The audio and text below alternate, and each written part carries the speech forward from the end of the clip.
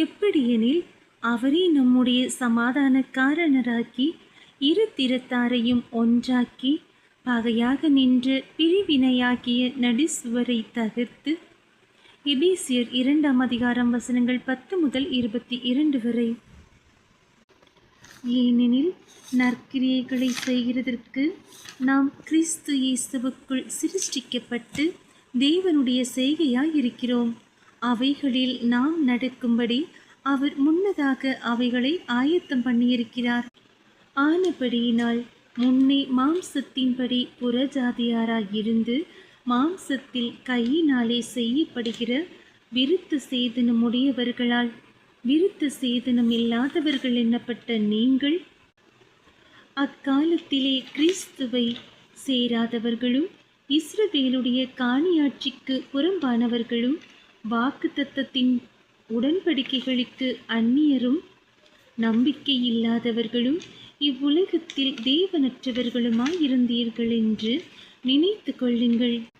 முன்னே தூரமாயிருந்த நீங்கள் இப்பொழுது கிறிஸ்து இயேசுவுக்குள் கிறிஸ்துவின் இரத்தத்தினாலே சமீபமானீர்கள்.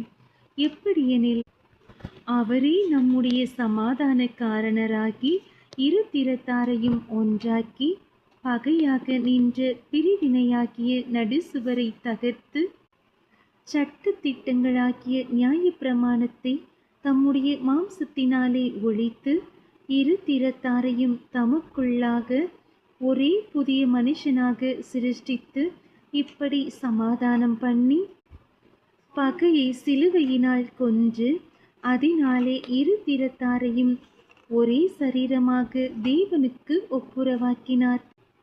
அல்லாமலும் அவர் வந்து தூரமாயிருந்த உங்களுக்கும் சமீபமாயிருந்த அவர்களுக்கும் சமாதானத்தை சுவிசேஷமாக அறிவித்தார்.